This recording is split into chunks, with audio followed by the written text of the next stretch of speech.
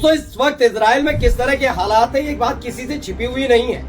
अब अगर ऐसे में आपके सामने ये ऑफर दिया जाए कि जाइए इजराइल में जाकर काम करिए, वो भी उस इजराइल में जहां ये खबर भी निकल कर सामने आई थी कि जो लोग वहां काम करने गए उन्हें जबरन, मजबूरन, जबरदस्ती युद्ध की आग में झोंका जा रहा है, तो क्या आप उस देश की तारीफ करेंगे? क्या इजराइल की पीठ थपथपाएंगे? क्या ऐसा कर पाएंगे? मुझे लगता है कतई नहीं करेंगे। मैं इजराइल का जिक्र भी नहीं कर रहा।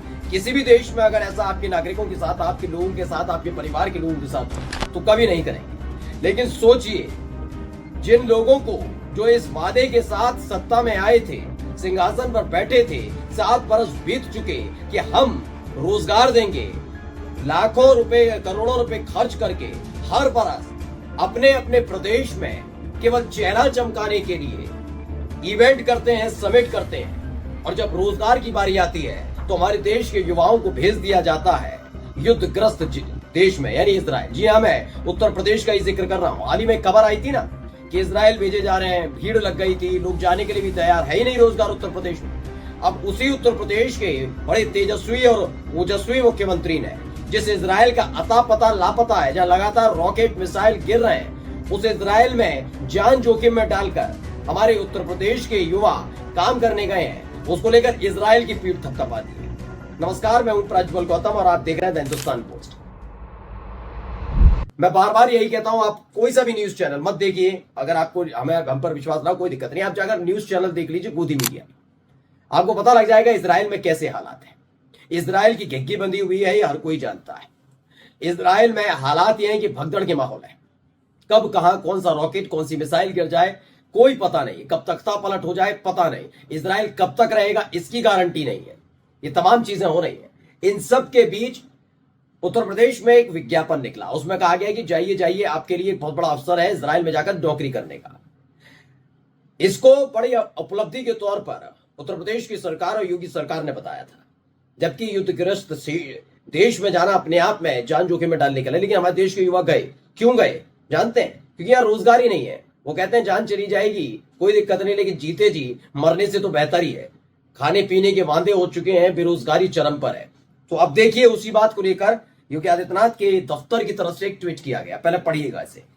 मैंने कहा, इजराइल में उत्तर प्रदेश के 5000 से ज्यादा लोग स्किल्ड मैन पावर के रूप में गए हैं। 5000 से ज्यादा लोग गए हैं। इनका प्रदर्शन उत्कृष्ट रहा है। इनका दावा है कि 5000 लोग गए। वैसे तो दावा गोदी मीडिया ने कोरोना काल में कर दिया था कि जब हर प्रदेश में नौकरी छिन रही थी, लोग दर दर की ठोकरें खा रहे थे। यही थे उत्तर प्रदेश के मुख्यमंत्री जिन्होंने रोजगार का एक नया मानक सिद्ध कर दिया था। दावा किया जा रहा था कि कोरोना काल के दौरान जो महाराष्ट्र से, अलग अलग प्रदेशों से लौटकर अपने शहर, अपने गांव लौटे थे, उनको रोजगार दिया था। लेकिन जब सच्चाई निकल कर आई थी तो रोजगार के नाम पर पढ़े लिखे युवाओं के हाथ में कुल्हाड़ी थमा दी गई थी कि लो भैया, ये है मनरेगा का काम, काम करो, गड्ढा खोदो, पैसा कमाओ। ये स्कीम लागू की गई थी। खैर, जो कोरोना काल में वर्ल्ड रिकॉर्ड स्थापित कर रहे थे नौकरी देने का, वो सामान्य दिनों में अपने ही प्रदेश के युवाओं को नौकरी नहीं दे पाए। इस बात से शर्म आनी चाहिए थी। मैं ये नहीं कह रहा कि किसी और दूसरे और भी लोग जाते हैं, अमेरिका जाके काम करते हैं, ऑस्ट्रेलिया जाकर, दुबई में, अरब देशों में जाकर काम करते हैं। लेकिन मैं ऐसे वक्त में ये लोग गए थे, फंसे नहीं है, बल्कि ये ऐसे वक्त में गए जब खुद इजराइल पर आफत टूटी पड़ी है। ऐसे वक्त में कोई भी देश का प्रधानमंत्री हो, मुख्यमंत्री, जो भी अलग अलग राज्य के हो, कोई नहीं चाहेगा कि उनके नागरिक उस प्रदेश में जाए। अब सोचिए, ऑस्ट्रेलिया, अलग अलग राज्यों के, देशों के जो लोग हैं, वहां से अपने अपने नागरिकों के लिए जो इजराइल में रह रहे हैं, उनके लिए संदेश जारी हो रहा है कि वो जल्द से जल्द इजराइल छोड़कर निकल जाए।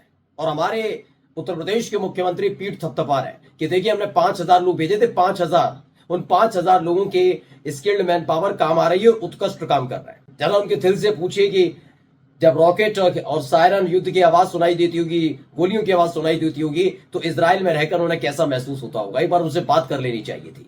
अपनी सरकारी कुटिया में बैठकर ये ज्ञान देना बड़ा आसान है। देखिए, इसे बाकायदा अखबार में भी छपा और योगी आदित्यनाथ के ऑफिस की तरफ से ट्वीट भी किया गया। क्या लिखा, पहले पढ़िए। महाकुंभ प्रयागराज 2025 को और सुरक्षित बनाने के लिए इजराइल करेगा सहयोग। इसमें कई लाइन है, महाकुंभ को और सुरक्षित बनाने के लिए इजराइल करेगा सहयोग, ये तमाम चीजें। इसमें एक लाइन लिखी, इस दौरान इजराइल में यूपी के स्किल्ड मैन पावर की उपलब्धता बढ़ाने पर भी चर्चा हुई कि और लोग भेजे जाएंगे। मतलब ये तो 5000 भेजे हैं इजराइल में, अभी और लोग भेजने की बात चल रही है। इसराइल में प्रदेश से 5,000 से ज्यादा लोग काम करने गए हैं, जिनका प्रदर्शन उत्कृष्ट पाया गया। इसराइल की सरकार अन्य लोगों को भी वहां कार्य के लिए ले जाने के लिए इच्छुक है।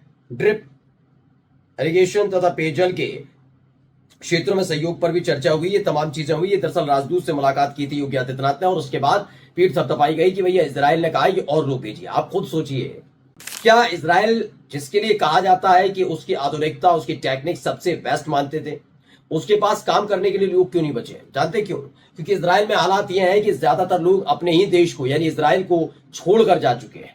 यही एक वजह है जिसके चलते इसराइल में काम करने वालों की कमी है। और जब काम करने वालों की कमी हुई तो हमारे उत्तर प्रदेश से लोगों को बुलाया गया। ये पहले देखा गया, परखा गया कि कहां सबसे ज्यादा बेरोजगारी है, और बेरोजगारी के आधार पर यह फैसला लिया गया कि आ जाओ भैया, हमारे यहाँ आ जाओ, हमारे यहाँ काम कर लीजिए। अब जान जोखिम में डालनी, क्या करना है वो आपकी जिम्मेदारी, लेकिन आओ काम करिए। तो मैं तो कहता हूं कि अपने प्रदेश के नागरिकों की जो सुरक्षा ना कर पाए तो कैसे मुख्यमंत्री। खैर, जैकी यादव है, उन्होंने इसे लेकर ट्वीट किया। क्या लिखा? जैकी यादव ने लिखा है कि जब शर्म की बात गर्व की बात बन जाए। उत्तर प्रदेश के मुख्यमंत्री योगी आदित्यनाथ जी के office account Yogi Adityanath office से एक पोस्ट किया गया। इस पोस्ट में लिखा है कि इजराइल में उत्तर प्रदेश के 5,000 से ज्यादा लोग स्किल्ड मैन पावर के रूप में गए हैं। इनका प्रदर्शन उत्कृष्ट रहा है। इजराइल की सरकार अन्य लोगों को भी वहां कार्य के लिए ले जाने के लिए इच्छुक है। ये पोस्ट देखकर मैं हैरान रह गया। आखिर एक ऐसा देश जो कि युद्ध से जूझ रहा है, जिसका हर पड़ोसी उसके ऊपर मिसाइल ताने खड़ा है, ऐसे देश में हमारे लोगों को नौकरी मिलने पर हमारे मुख्यमंत्री जी के ऑफिस का अकाउंट सेलिब्रेट कर रहा है। ये बिल्कुल जवाब तो देना होगा ना। मैंने क्या कहा? आप कहते हैं कि अखिलेश यादव ने काम नहीं किया, रोजगार नहीं दे पाए। ठीक है, चलिए आपकी बात मान ली। आपने कहा मायावती की सरकार कोई नहीं दे पाई, आप तो है ना, आपने तो दी। अगर आपने नौकरी दी तो एक कैसी नौकरी दी है कि एक ऐसे दे, भेजना तो भेजिए ना। अमेरिका के से ऑफर क्यों नहीं आ रहा है? अमेरिका से ऑफर आए, ऑस्ट्रेलिया से आए, वहां से भेजे जाए, लेकिन वहां नहीं भेजे जा रहे। भेजा कहां जा रहा है? इजराइल। इजराइल के हालात के बारे में जानते हैं? जो लोग होते हैं, जो लोग वहां जा रहे हैं, उनके परिवारों से जाकर पूछना चाहिए कि उनका बेटा, उनका पति वहां जाकर काम कर रहा है, उनको कैसा लग रहा होगा। दिल धुक धुक करता रहता है उनका कि न जाने कब एक बड़ा युद्ध छिड़ जाए और वहीं फंसे रह जाए वो। ऐसा ना हो कि किसी दिन ईरान या हिजबुल्लाह की तरफ से कोई मिसाइल अटैक कर दिया, क्योंकि तेल अवीव तक, उसकी राजधानी में तक में हमला हो रहा है। अब जब राजधानी में हमला हो रहा है, ऐसे में बात मानकर चलिए कि क्या कोई चैन की नींद सो पाएगा? लेकिन यह सेलिब्रेट किया जा रहा है। या जबकि क्या कहना चाहिए था कि वाकई ये शर्म की बात है कि हमने वादा तो किया था, हम अपने प्रदेश के युवाओं को रोजगार देंगे। हालात ये पैदा हुए कि युद्धग्रस्त देश में अपने प्रदेश के युवाओं को भेजना पड़ रहा है, लेकिन उसे सेलिब्रेट किया जा रहा है। और यही नहीं, दावा भी किया जा रहा है कि अभी तो 5,000 भेजे हैं, अभी और लोग भी भेजने की तैयारी है। नमस्कार।